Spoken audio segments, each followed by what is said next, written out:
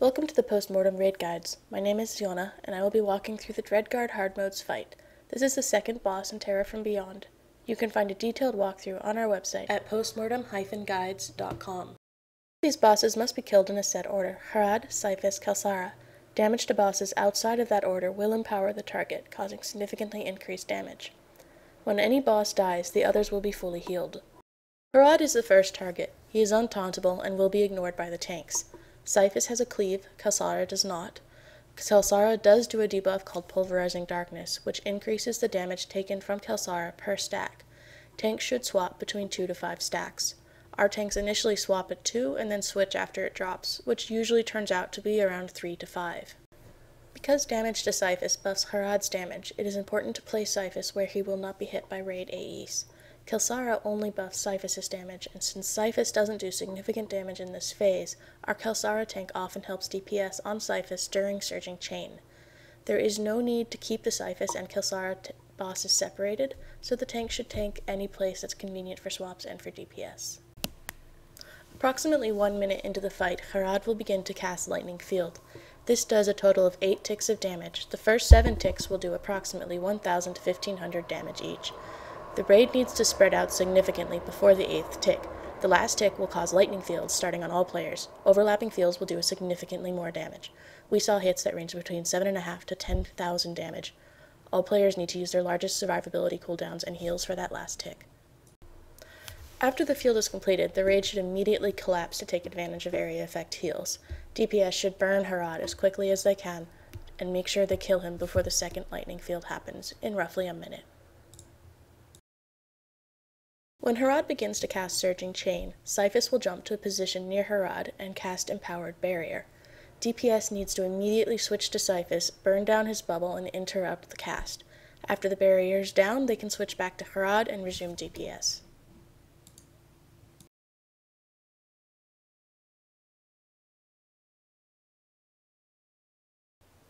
When Heirad is dead, switch to Ciphas. Tanks will continue to swap around 3 to 5 stacks of Pulverizing Darkness. To avoid buffing Ciphas' damage, the tank with Kel'sara should try to hit the boss only enough to keep aggro. Our Kel'sara tank usually kept working on Ciphas while being careful to keep Kel'sara out of the raid's area effect abilities. Kel'sara casts Expiatory Mote on random raid members. They will gain little purple orbs that float around them and then will drop a green circle. Raiders should try and place the green circles close together, but should take care not to stand in them. 20 seconds after Heirad dies, Ciphas will periodically leap to player and strangle them. Strangle must be interrupted immediately. We had everyone in the raid doing interrupts in addition to our tanks. The initial hit of Strangle will do over 10k damage, and additional ticks will continue to do more. Ciphas will cast Doom on a random player. This player then has 24 seconds to run through the green circles and clear off all 3 stacks. Healers must ensure that all players have a minimum of 14k to survive Strangles.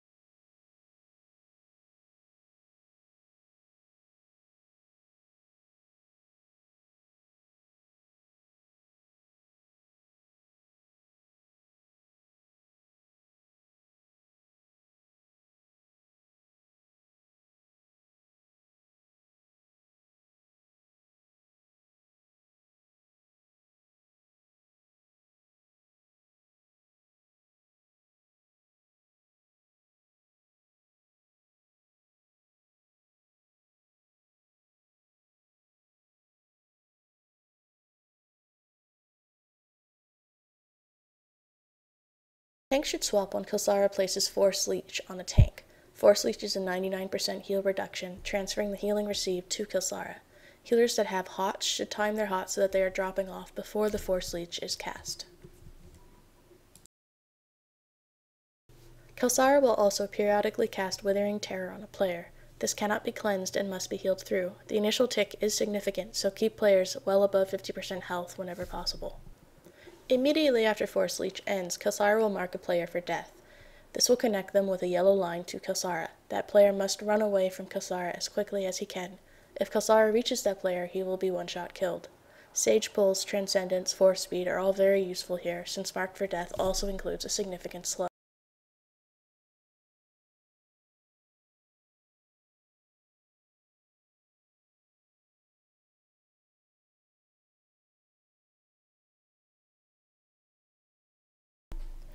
When Kel'sara casts Marked for Death, he will do a knockback. Melee should be careful not to jump back into range until after the mark is out.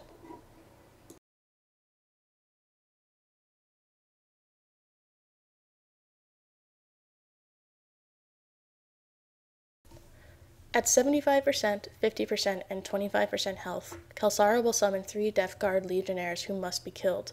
The Legionnaire to the right, when facing the door behind Dreadmasters, does an AoE dot and should be killed the fastest.